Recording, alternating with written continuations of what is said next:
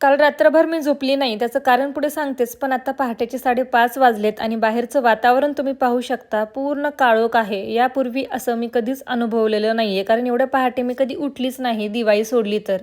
आण्याची school लवकर असती. आज त्याला टिफिनमध्ये इडली सांबार हवी होती. आता इडली चटणी तरी पटकन बनते, पण सांबारला वेळ लागतो, म्हणून म्हटलं की चला याचा टिफिन बनवूया आणि नंतर झोपायचं का नाही ते पाहूया. आता इथे हे इडलीचं जे बॅटर आहे ते मी कालच बनवून ठेवलं होतं, म्हणून पटकन इडली पात्रामध्ये बॅटर टाकून इडली चढवून घेतली आणि इकडे कुकरही लावून घेतलं. मी काय करते, तुरीच्या डाळीमध्ये थोडीशी मसूर डाळ टाकते आणि त्यामध्ये हळद आणि तेल टाकून मग ते कुकरला लावून घेते. यावेळेस एक उकळी आल्यानंतर त्यामध्ये शेवग्याच्या शेंगा टाकल्या, जेणेकरून की शेवग्याच्या शेंगा जास्त शिजणार नाहीत. एका ताईने मला सांबारची रेसिपी विचारली होती, अगदी सिंपल आहे.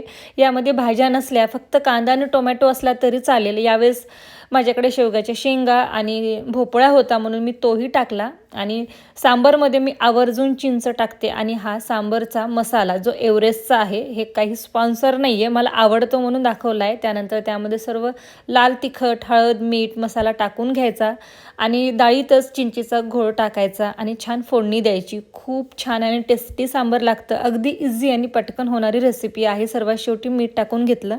आता सांगते मी काल रात्रभर का जागले. काय झालं होतं ना, की 1-2 वाजेपर्यंत माझी एडिटिंग चालूच असते, पण रात्री 2 वाजता लाडू अचानक उठली आणि एवढी जास्त घाबरून उठली, जसं की तिला एखादं वाईट स्वप्न पडलेलं असावं. आणि नंतर ती काही झोपलीच नाही आणि त्यानंतर मग मला झोप नाही आली.